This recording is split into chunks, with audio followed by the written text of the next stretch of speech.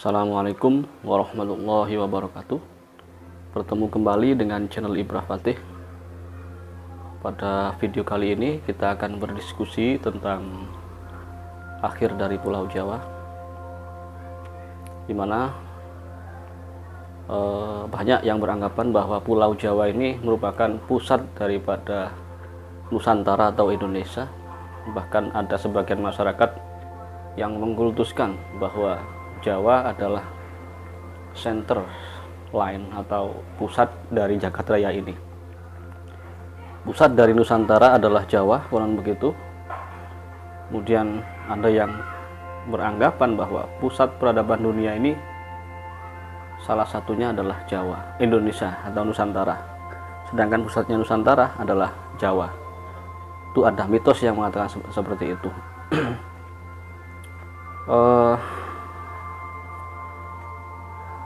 Ada seorang ulama yang mengatakan bahwa berakhirnya Islam di Andalusia atau Spanyol itu oleh Allah digantikan dengan berkembangnya Islam di Nusantara, terutama di Jawa. Akan tetapi banyak juga mitos atau unen-unen yang mengatakan bahwa pulau yang pertama kali lenyap di Nusantara ini adalah justru Pulau Jawa.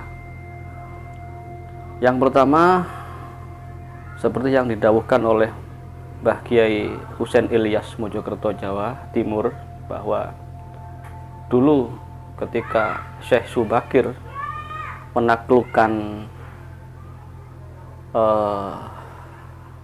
Kendil Gendalon, salah satu dedemit penguasa Pulau Jawa, memang sudah ada perjanjian bahwa Islam boleh didakwahkan di tanah Jawa ini, akan tetapi hanya berumur 500 tahun, konon begitu.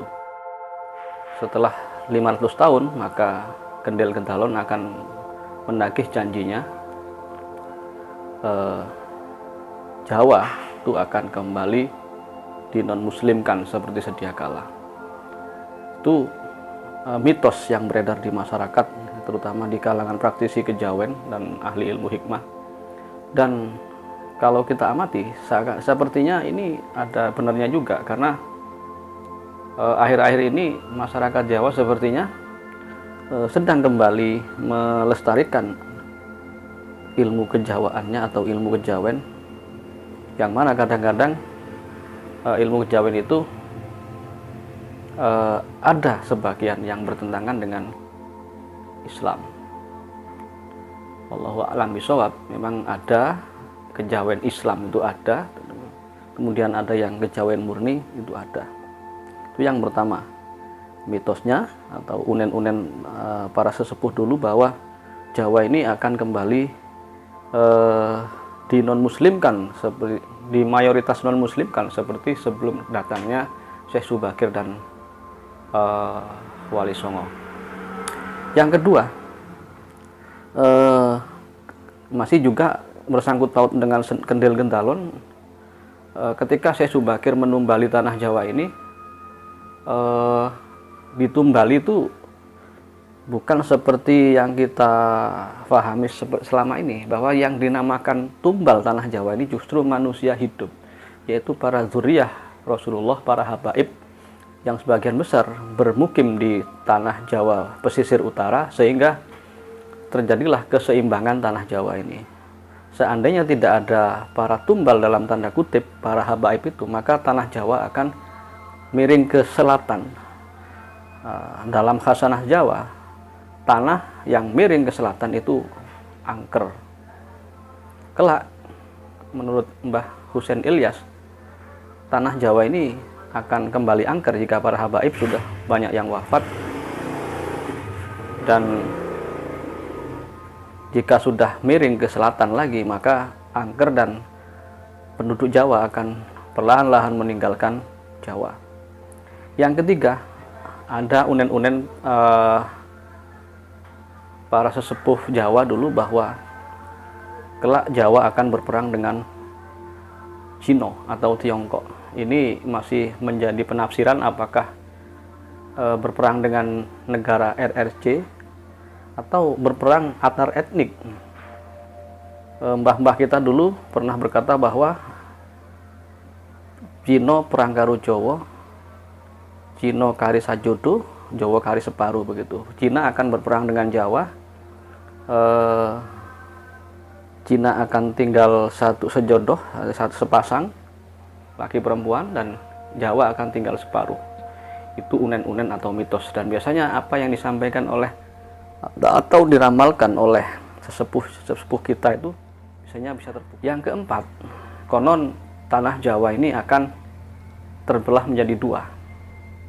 Ini secara ilmiah mungkin bisa terjadi karena bencana lumpur lapindo yang sampai saat ini masih terus keluar. Tanah dari dalam tanah itu keluar lumpur dan air. Itu sudah terjadi selama belasan tahun. Mungkin saja di dalam tanah itu terjadi rongga, sehingga bisa jadi ramalan bahwa tanah akan terpisah menjadi dua itu bisa jadi terjadi di lokasi Lapindo ini, sehingga apabila orang Jawa di bagian barat akan menuju ke timur harus menggunakan perahu, konon begitu. Yang kelima itu, ini bukan ramalan, akan tetapi sesuai dengan analisa para ahli geologi, bahkan melibatkan LIPI. Itu beberapa bulan atau tahun ini Jawa dikhawatirkan akan terjadi gempa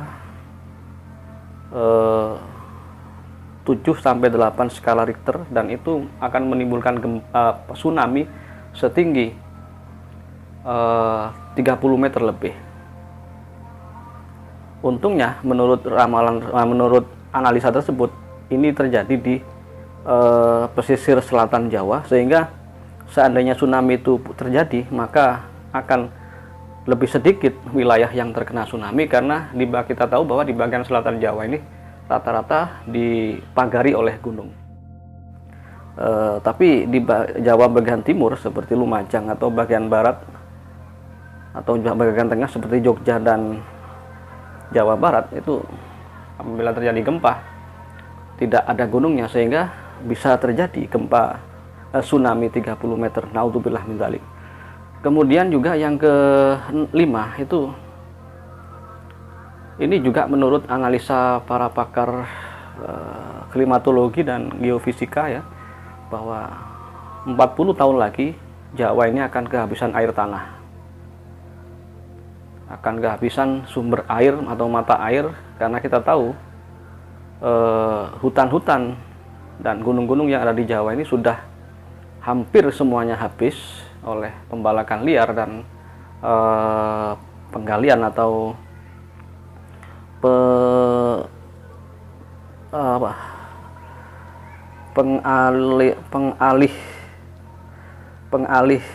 pengalihan lahan dari lahan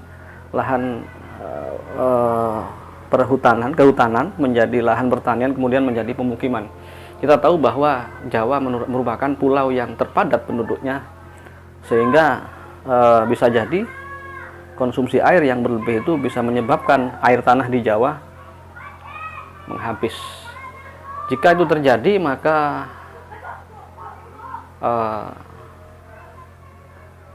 apabila analisa itu benar-benar terjadi pada 2040, maka jika sekarang 2021, maka 19 tahun lagi akan terjadi kekeringan. Naudzubillah. Bahkan menurut Kiai Haji Ali Masyhuri Sidoarjo, lebih cepat lagi, 5 tahun akan atau 10 tahun akan datang, insya Allah air di Jawa ini sudah kritis. Dan yang keenam adalah, ada yang mengatakan teori bahwa tanah Jawa ini tenggelam sama sekali. Ini mungkin bisa kita analisa dari terus meningkatnya suhu bumi, sehingga terjadi mencairnya es dan glasier di kutub utara, sehingga air laut naik. Seperti kita tahu bahwa Jakarta dan pulau-pulau dan kota-kota pesisir lain sudah banyak yang terjadi banjir rob, bahkan tenggelam. Bisa jadi tanah Jawa ini akan tenggelam, karena menurut para sesepuh Bahkan peramal kondang seperti Kiai Ronggo Warsito, tanah Jawa ini secara ramalan akan habis sebelum pulau-pulau yang lain di tanah Jawa ini habis. Wallahu a'lam bishawab. Ini kita diskusi, Anda bisa sepakat atau tidak sepakat dengan pendapat saya, dan pendapat saya ini sudah saya sandarkan ke berbagai literasi, baik literasi tradisional oral maupun literasi modern. Silahkan Anda berkomentar atau menyanggah pendapat saya ini. Sampai bertemu kembali di video selanjutnya. Assalamualaikum warahmatullahi wabarakatuh.